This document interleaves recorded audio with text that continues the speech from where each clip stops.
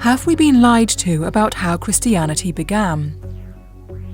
According to one conspiracy theory, the Gospels that made it into the Bible were chosen by the Roman Emperor Constantine in the 4th century.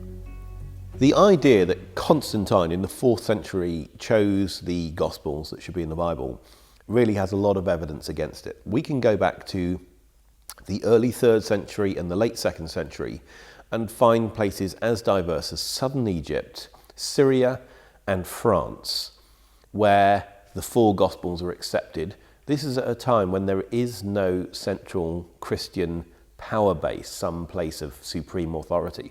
You have a manuscript from southern Egypt, now in Dublin, from around the year 225. You have Tatian in Syria around the year 175, having the 4 Gospels rolled into one continuous narrative. You have Irenaeus in France around the year 185, saying that having the 4 Gospels is like having 4 winds, 4 cardinal directions.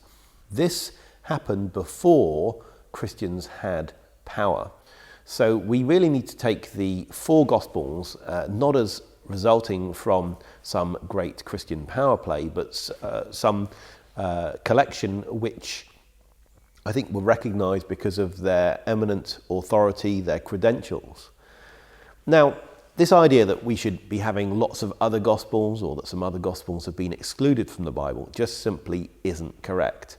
There weren't other Gospels which were in the Bible and got removed.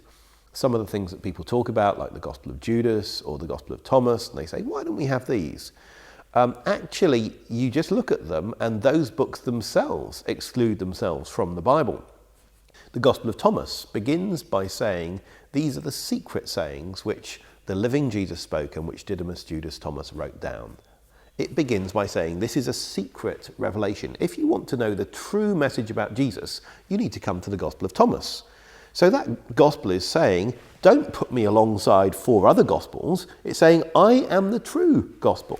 Similarly, the Gospel of Judas claims that the real message about Christianity was revealed by Jesus to Judas. And so you need to go to Judas. So you can't put Judas alongside Thomas or Thomas alongside Judas, and you can't put them alongside another 4 Gospels. They actually claim that the truth comes exclusively in them. So this idea that we can have lots and lots of Gospels in the New Testament simply doesn't work. And in the case of those Gospels, I think there's lots of evidence that they actually borrow from the 4 Gospels that we have in the Bible. They actually come from a later stage. The 4 Gospels in the Bible were widely accepted from very early in the Church's history. They were already being widely circulated by the end of the 2nd century.